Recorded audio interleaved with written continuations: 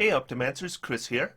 So today I want to talk about the Order of Scribes Wizard in Tasha's Cauldron of Everything. So the idea of the Order of Scribes Wizard is it is a wizard that is especially tied to books.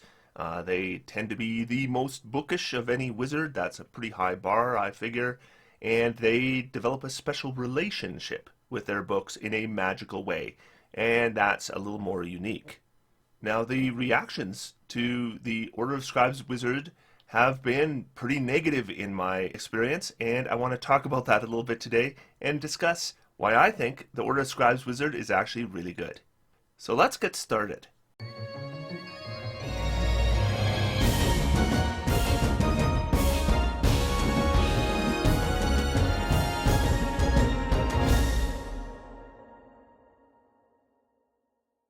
So I had just read through Tasha's, and I had read Order of Scribes, and my initial impression was, this is pretty good. And then I went to the chat for my wizard level subscribers on my Discord, and I saw this conversation. And this is the conversation I saw. So these participants have given me permission to show their names. But basically, before I interacted with any of these people about the Scribes Wizard, this was the impression they had had. So we have Rohit saying, did anybody have a look at the Scribes Wizard? And Half Shadow Kobold says, I'd rather play a subclassless wizard than a Scribes. Then Dave says, I haven't. I've heard it was underwhelming though. Then Rohit says, what's your opinion of it? Half Shadow Kobold, it actively invites you to sabotage yourself. Casting from book proficiency is cute and whatever. Rohit says, yeah, I don't like nerfs. Half Shadow Kobold, that's its only class feature. And, I guess you can take an action, wrist pocket an item. But no, I'll have fun memeing with an int dumping wizard running no save spells than touching Scribes. Rohit says, is Scribes the worst school now? Aderna says, I wouldn't go that far. It's certainly not high up on the list, but there are some minor upsides. It gets much better if your DM gives out a lot of scroll spells. I think it hovers somewhere around the Necromancer or Transmuter. And Dave says, it would be better if there were a lot more situational spells like there were in other editions, but now you can basically prep everything you need. So I walked into this conversation at this point, and I honestly thought maybe I'm being pranked or something, because these people couldn't possibly have read the same subclass I did. So I had a conversation with them, and I think, honestly, I changed most of their minds about it. But let's go through the abilities of the Order of Scribes Wizard, and I'll discuss why I think this is a really strong subclass for Wizard. So at second level, they're going to get two abilities. The first is Wizardly Quill, and the second is their Awakened Spellbook. So the Wizardly Quill, as a bonus action, you can create a tiny quill in your free hand, and it does the following things. First, doesn't require ink. You can write with it. It produces an ink in the color of your choice on the writing surface. Second, the time you must spend to copy a spell into your spellbook requires 2 minutes per spell level if you use the quill for the transcription.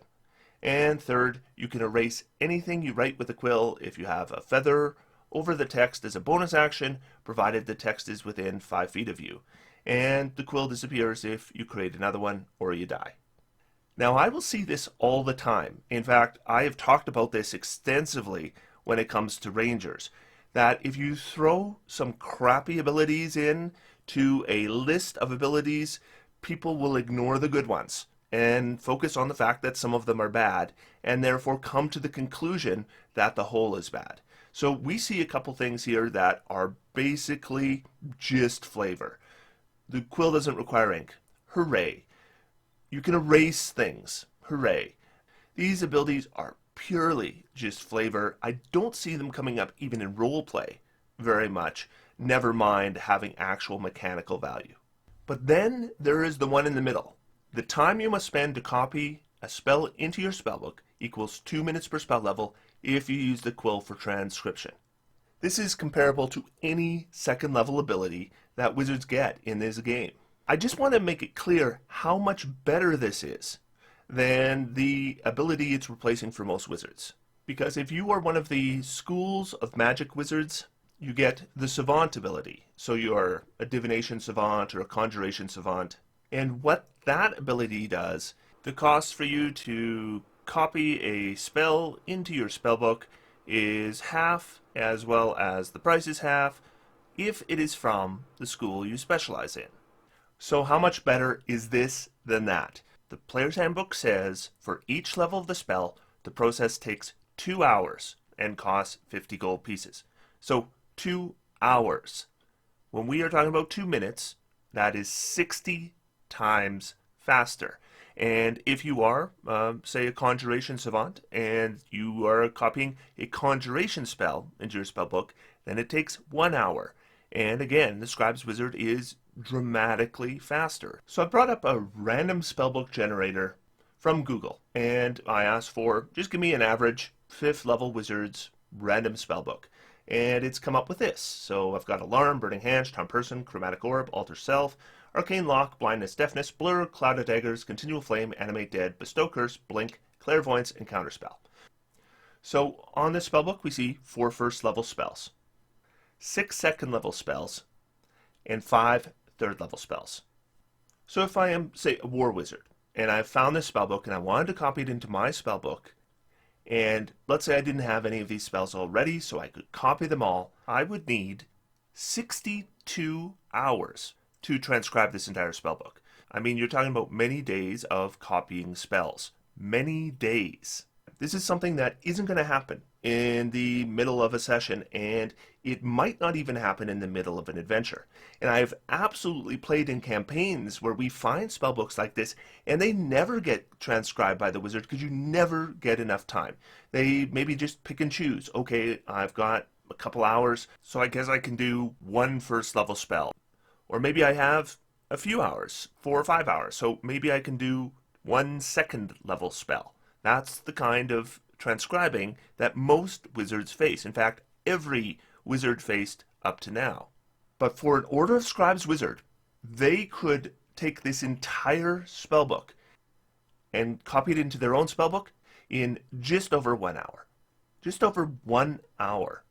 So basically, party takes a short rest, you can copy some spells, you've got this entire spellbook. I think the effect of this on your gameplay is something that people aren't comprehending yet. But 2 minutes per spell level is just crazy good, and so things that used to be downtime are no longer going to be downtime. Just think about this. So any wizard could copy that Alarm spell into their spellbook for 2 hours of time. If they are the right type of wizard, they could do it in 1 hour of time. That is the time to do 1 first level spell for every other wizard. Scribes Wizard, in that same amount of time, can do the entire spellbook.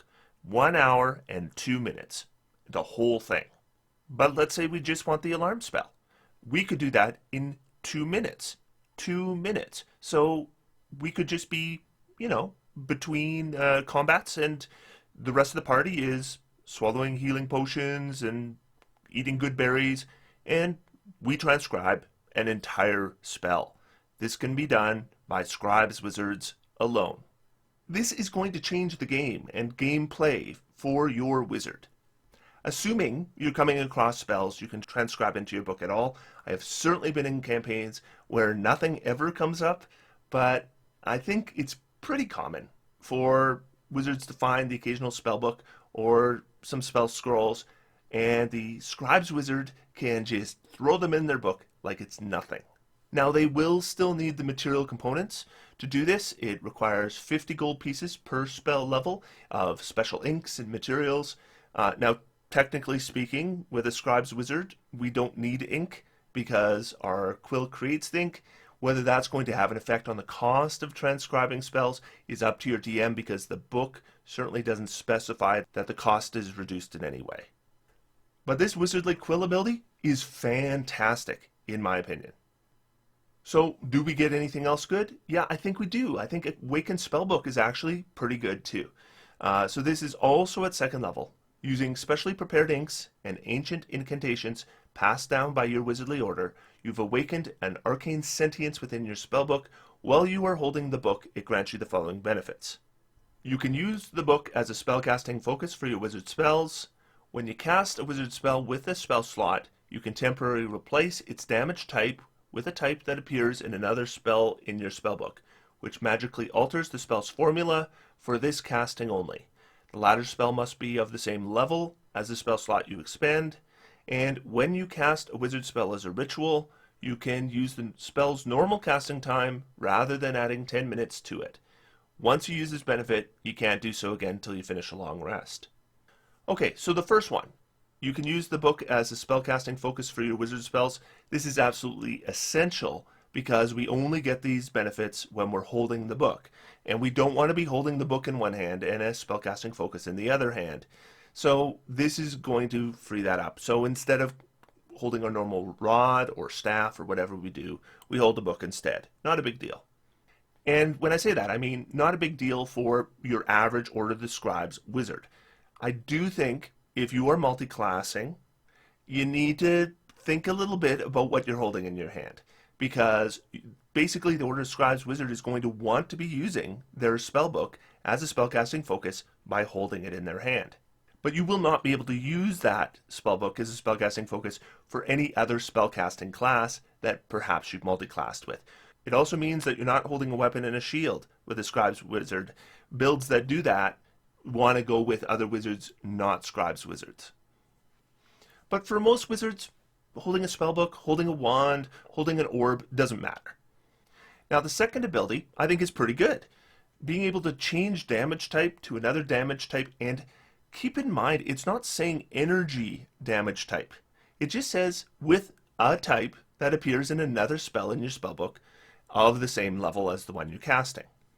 So let's talk about how this would be used. So let's say I'm playing a 9th level wizard and there happens to be a scenario where I need to maybe clear out a bunch of, low level enemies from a big area. So I'm thinking something like a cloud kill might be a good idea. Now cloud kill I don't think is a particularly strong spell, and I don't think Order of Scribes turns it into a strong spell, but Order of Scribes can deal with the primary problem with it. Because our main concern with casting Cloud Kill is actually that it's doing a damage type that we can't count on. Because Cloud Kill does poison damage, and there are a lot of creatures in this game that are immune to poison. So we suddenly think maybe Cloud Kill isn't the right spell because a lot of these creatures might be immune to it. Maybe all of them are immune to it. Maybe it's a UNT community, for example. But another spell I've got in my spellbook at level 5 is Bigby's Hand. And Bigby's Hand, when it punches, does force damage. So what I can do with a Scribes Wizard is I can go, well, you know what? Let's make my Cloud Kill do force damage. That's pretty good. Now someone mentioned to me, well, that's not as good as the Evoker's ability. And that's true. Shape Spells is better than this. But that's really all an Evoker gets at 2nd level. We, with a Scribes Wizard, already have a great ability, and this is on top of that. And this is a good ability.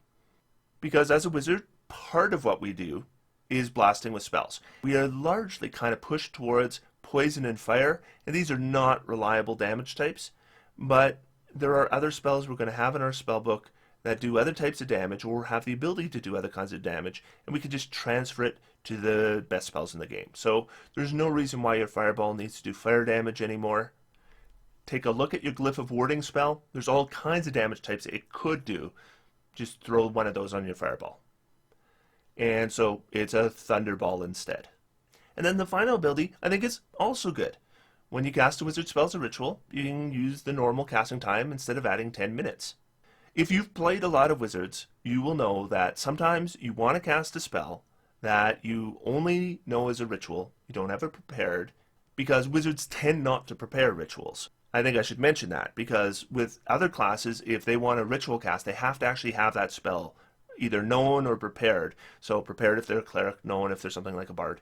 And then they can cast that spell as a ritual, but if they wanted to, they could use a spell slot and cast it as a normal spell. And sometimes it's worthwhile to do so. But with a wizard, you never have those rituals prepared because you don't need to prepare them to cast them. That's one of the premier features of being a wizard. But in the case of the Scribes Wizard, we don't have to worry about that because we can cast any of those ritual spells as their regular spell. We don't have to prepare them, and we don't have to use a spell slot. Now, we can only do this once per long rest, and there's certain days where I don't see it coming up at all. But there are a lot of points where I could use something like an Unseen Servant if I could cast it as an action. Scribes Wizard can do that. Don't even have to spend a spell slot. If the party and I are way underwater and we were using the water breathing spell that I set up at the beginning of the day, and we get hit with a Dispel Magic, for example, well, we might be dead unless we have a Scribes Wizard, because they can recast that water breathing as an action. And sometimes it's just convenience. Party doesn't want to wait around for you to do the detect magic to check out the horde of the creatures you just defeated, because there's more creatures in the next room, and they don't figure we can just sit around for 10 minutes. Well, with a Scribes Wizard, you don't have to. So there's a convenience factor here, I think occasionally a strong mechanical factor. Overall, a decent ability. So we have added on to this strong ability of being able to scribe spells just insanely fast, 30 times faster than other wizards, so that spell books that would take significant downtime to do, we can just do in a short rest, or maybe even a couple spells between combats. But we're adding on to that the ability to change damage types and the ability to do the ritual spells as a single cast. And neither of those are overwhelmingly good abilities, but I think they're both good abilities that I think you'll get use out of as a wizard. Now, a lot of new players are going to go crazy over changing damage type. The idea of, ooh, I can do my fireball as a lightning ball. I don't think it's as good as a lot of people are going to think. But I do think it's good. I think there are some times that you look at damage types and go, that damage type is unfortunate. Especially with fire, that seems to come up for wizards a lot. And with the Scribes Wizard, that's just not a concern anymore. But the best ability of this subclass comes at level 6. This is a crazy good ability, and that is Manifest Mind. And as I read this, just remember this is level 6, and this is going to replicate abilities and spells that players would normally not have access to until higher levels. So you can conjure forth the mind of your Awakened Spellbook. As a bonus action, while the book is on your person, which it always is, you can cause the mind to manifest as a tiny spectral object. It hovers in an unoccupied space of your choice within 60 feet of you. The spectral mind is intangible, and it doesn't occupy its space, and it sheds dim light in a 10-foot radius. It looks like a ghostly tome, a cascade of text, or scholar from your past. You get to choose. Honestly, with the reflavoring that we see, even made official in Tasha's, make it look like whatever fits your character concept. So, while it's manifested, the spectral mind can hear and see. It has a dark vision of 60 feet, and it can telepathically share with you what it sees and hears with no action required on your part. Whenever you cast a wizard spell on your turn, you can cast it as if you were in the spectral mind space, instead of your own, using its senses. You can do so a number of times per day, equal to your proficiency bonus, and you regain all expended uses when you finish a long rest. As a bonus action, you can cause a spectral mind to hover up to 30 feet to an unoccupied space that you or it can see. It can pass through creatures but not objects. The spectral mind stops manifesting if it's ever more than 300 feet away from you, if someone casts Dispel Magic on it, or if the Awakened Spellbook is destroyed, or if you die, or you dismiss the spectral mind as a bonus action. Once you conjure the mind, you can't do so again until you finish a long rest, or unless you spend a spell slot of any level to conjure it again. So it is difficult for me to look at this and understand how anyone could read it and think this is a poor subclass. So the manifested mind of the Awakened Spellbook has no duration. It lasts forever, unless you move it more than 300 feet from you, or it gets a Dispel Magic, or you die, or whatever. But in general terms, it lasts forever. It doesn't use your concentration. It moves very much like an Arcane Eye would move. It can see very much like an Arcane Eye could see. The difference is you can cast spells through it, and it's not using your spell slots unless you want to do it multiple times per day because it keeps getting dispelled or something. And even then, you spend first level spell slots on this Arcane Eye you can cast spells through. And how good is it that you can cast spells through it? Well, I can move my Arcane Spellbook into an enemy room 300 feet from me, and then I can cast spells at the creatures in the room using the spellbook for my senses. So normally you might have the problem where you need to see a creature in order to cast a spell on it. Not a problem with the Manifest Mind because you use its senses to cast a spell. So if a spell says you need to see a creature, as long as the spellbook can see the creature, you can cast the spell. Now, one thing I'll mention is if a spell has a extended effect, and if you look in the spell text, it says the things you do maybe on following turns require you being able to see your target. Keep in mind that the way this is written, that isn't going to qualify for that. You're only using its senses for casting the spell in the first place, not the after effects of the spell. But there's no reason you can't take a Manifest Mind and go into a room and cast a fireball there, or cast a cloud kill there, or whatever. And remember, too, as a Scribes Wizard, we can change damage types. This could take encounters that the DM thought were deadly. They thought maybe this might even be a TPK, and you could use this and make them dead easy.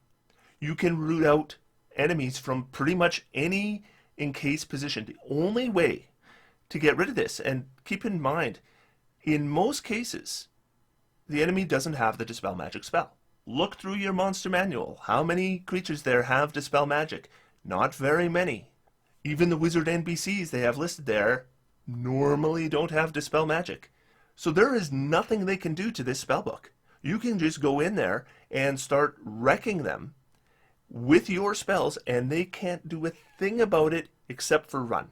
And then once they run, you win. Never mind just the uses for this as a scout. Familiars can die. They trigger a trap, they die. An enemy discovers them, they die. That doesn't mean familiars don't make great scouts. They do. But this is significantly better. This is, like I said, more in the Arcane Eye level of things. And Arcane Eye is a 4th level spell, and a good 4th level spell that has a duration and requires concentration. Other than a few little details, Manifest Mind, I think overall, is better than Arcane Eye. You're getting it as a 6th level feature. This is before you can even access Arcane Eye as a spell. Never mind the fact this doesn't require your spell slot. This is insane.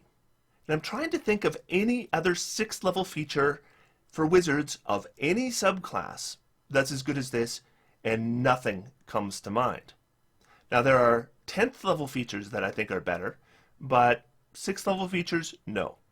So then we get to our 10th level feature, which is Master Scrivener. Whenever you finish a long rest, you can create a magic scroll by touching your wizardly quill to a blank piece of paper or parchment, causing one spell from your awakened spellbook to be copied to the scroll. The spellbook must be within 5 feet of you when you make the scroll. Chosen spell must be of 1st or 2nd level, must have a casting time of 1 action. Once in the scroll, the spell's power is enhanced, counting as 1 level higher than normal. You can cast a spell from the scroll by reading it as an action. The scroll is unintelligible to anybody else, and the spell vanishes from the scroll when you cast it or you finish your next long rest. You are also adept at crafting spell scrolls, which are described in the treasure chapter of the Dungeon Master's Guide. Now, I'll mention here, it doesn't say this here, but there are alternate rules for creating magic items in Xanathar's, so your DM might use those instead of the ones in the Dungeon Master's Guide. Check with them. The gold and time you must spend to make such a scroll are halved if you use your wizardly quill. So this feature, it's okay. I don't think this is a standout for the Scribes Wizard. I mean, essentially what we're talking about is you're getting 1 additional spell per day, and it's probably going to be a 2nd level spell using a 3rd level slot. So it's kind of like 1 additional 3rd level slot, which is fine. I mean, a 10th level wizard has 3 3rd level slots. You're going to essentially have 4. I must say I would rather use my 3rd level slots on 3rd level spells than upcasting a 2nd level spell, but still, it's 1 extra spell. That's good. But for this level, not especially powerful.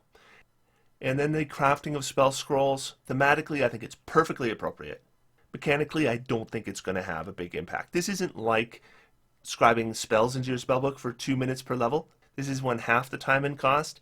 1/2 the time and cost isn't as dramatic as 1/30th the time. So the 10th level ability doesn't excite me all that much, but it's okay. So at 14th level, we get 1 with a word, Your connection to your awakened spellbook has become so profound that your soul has become entwined with it. While the book is on your person, you have advantage on all intelligence arcana checks, as the spellbook helps you remember magical lore. Moreover, if you take damage while your spellbook's mind is manifested, you can prevent all of that damage to you by using your reaction to dismiss the spectral mind, using its magic to save yourself. Then roll 3d6. The spellbook temporarily loses spells of your choice that have a combined spell level equal to that roll or higher. For example, if you roll a 9, spells vanish from the book that have a combined level of at least 9. So it might mean 1 9th level spell, it might mean 3 3rd level spells, or any other combination. If there aren't enough spells in the spellbook to cover the cost, you drop to 0 hit points. Until you finish 1d6 long rests, you are incapable of casting the lost spells, even if you find them on a scroll or in another spellbook. After you finish the required number of rests, the spells reappear in your spellbook. Once you use this reaction, you can't do so again until you finish a long rest. Okay, so let's talk about this feature for a bit. So the first thing is that your spellbook's mind must be manifested for you to use this ability at all. Now, as I mentioned when we talked about the Manifest Mind ability, there's no duration on that ability, and the book doesn't take damage, or it's not going to be affected if it gets caught in a fireball, nothing like that. So there's really no reason why you can't have the book manifested all the time. So that actually isn't really a problem. So then let's talk about the chief downside. And the chief downside, of course, is that you're going to lose all these spells, and that sounds terrible. But this isn't random. We are not going to lose Hypnotic Pattern. We are not going to lose Wall of Force. We're not going to lose Simulacrum. We can keep all the spells we want. And all we got to do is get rid of some of the ones that we were never, ever going to prepare in the first place. So just to put it in perspective, assuming that you find the spells you need, if you were to make an investment, total investment of 5,400 gold pieces of useless spells into your spellbook, then that means that it doesn't matter what you roll. You could roll an 18 every time you roll to lose. You can roll a 6 every time you're rolling for how many days they're lost for. And you can use this ability every day, and you will never, ever, ever lose a spell that you would consider preparing or that you would cast as a ritual. So this is, I've been looking for 5 years for a way to find a use for the Witch Bolt spell, or to find a use for Mordenkainen's sword, and I just found them, because my Scribes Wizard is going to write them in my spellbook. Once we take that into account, what's this doing for us? Well, 1 time per day we were going to take damage, and it doesn't have to be an attack. It might be a dragon breath. It might be anything that does damage to us. We can take 0 damage instead, once per day. And essentially, there's no drawback, no downside. So is that good? Yeah, I think it's good. As a 14th level feature, I think it's good. I think for most wizards, it would really hurt. For most wizards, the roll of 3d6 and you lose that many spells in levels would be tough. Now, it does use your reaction, so keep that in mind. It means you're not casting counterspell or shield or anything like that. But as a defensive ability, this is a really strong ability, and I like defensive abilities that are really strong on my wizards. So you can see why I thought I was being pranked. This is a really strong subclass. What we have is, at level 2, we have a number of good abilities, and we have one really amazing ability. And then at level 6, we have an amazing ability. Level 10, so-so. And then at level 14, another really good ability. So that's a lot of great abilities. So do I think Order of Scribes is the most powerful wizard of all? I don't. I think Chronergist took the crown as the most powerful wizard of all when Explorer's Guide to Wildemount came out. But I do think the Order of Scribes is at least in contention for the second best. And that is a really high bar, because there are some great wizard subclasses out there. I have talked about them extensively before. Order of Scribes, I definitely want to do it. I'm telling you, the next time I play a wizard, it is 100% going to be Order of Scribes, because I think what this wizard subclass gets is really very, very good. So what do you think of Order of Scribes? Do you agree with me? You tell me what you think in the comments down below. Otherwise, until next time, I'm going to sit back, relax, and have some fun. D&D is for everyone. Thanks, everyone. Talk to you next time.